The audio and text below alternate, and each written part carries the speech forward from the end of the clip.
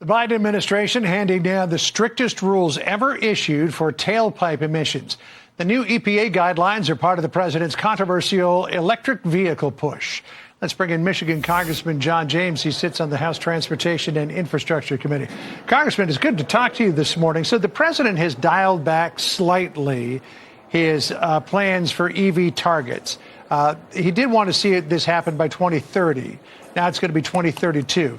But it's still pretty adventurous. Look at this. He wants 56% of all new vehicle sales to be electric vehicles by then, 16% plug-in hybrids. But let's take a look at the EV reality. EV sold in 2023, 1.2 million.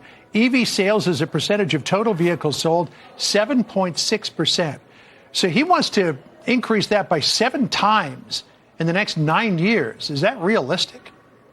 Absolutely not realistic. Look, the fact that he's given just slightly more time does not change the fact that this is an impossible goal that the industry has already acknowledged would cost American jobs, would take American choice, and would reduce our ability to defend ourselves from an energy independence standpoint. It is well established that Joe Biden doesn't hate American oil and gas. He hates American. He doesn't hate oil and gas, hates American oil and gas. And we need to make sure that we retain options for the American people. You know, when you're the leader of the free world, you can set forth all of these lofty goals, but then at some point reality settles in. And we saw that over the wintertime. We might have more electric vehicles on the road, but people are discovering that there's more problems with having an electric vehicle. Remember all the bottlenecks at charging stations in Chicago? People were having huge range problems as well. And they said, you know what? It's too early for this. Thanks, but no thanks. We'll stick to our gasoline-powered cars. You know, there are these folks who are completely untethered from reality. Remember Nancy Pelosi saying you have to pass these bills before you know what's in them.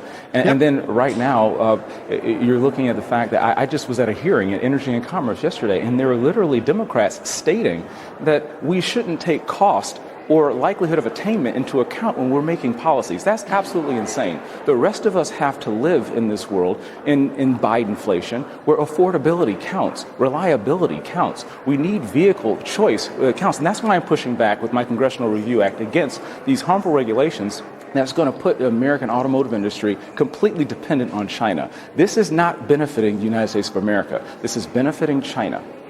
Well, the Trump campaign certainly found it to be a ripe target. Here's what the campaign spokeswoman Carolyn Levitt said.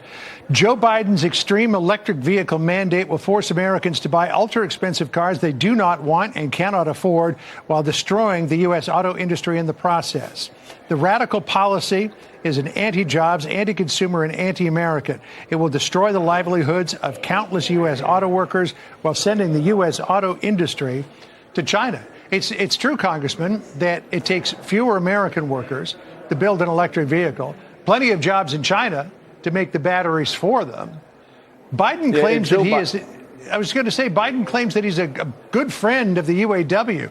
The leadership may be backing him, but the rank and file seem to be going with the other guy. That's exactly right, and this is why President Trump's numbers are surging in places like Michigan. I have the place they build, the Dodge Ram, directly across from my headquarters in Sterling Heights, Michigan. 10th Congressional District is the #1 manufacturing district in the entire nation, and 50% of our GDP in Michigan is based on the automotive industry. This will absolutely crater our automotive industry, and the people back home know it. Sean Fain even went on Fox last month and said he's endorsing President Biden, but he knows his rank and file probably aren't, because people know that President Trump is for the people. People trust President Trump on his energy policies. People trust President Trump on his immigration policies. People trust President Trump on the economy and global and stabilizing the world and bringing the peace that we saw in the Middle East and no war in Europe the way we had 4 years ago. So that's why Michigan right now, the elections today, Trump wins. And I'm excited to make sure that we reverse these policies by, again, pushing forward this CRA, pushing back on the Biden administration's harmful regulations that will crater the American automotive industry. We need to focus more on innovation, not regulation. This is a communist manifesto and nothing else. Well, one thing I know about the American people, they don't like to have something shoved down their throat. So we'll see how this goes. That's right. Congressman, thank you so much. Appreciate it. Thanks for having me. Now this.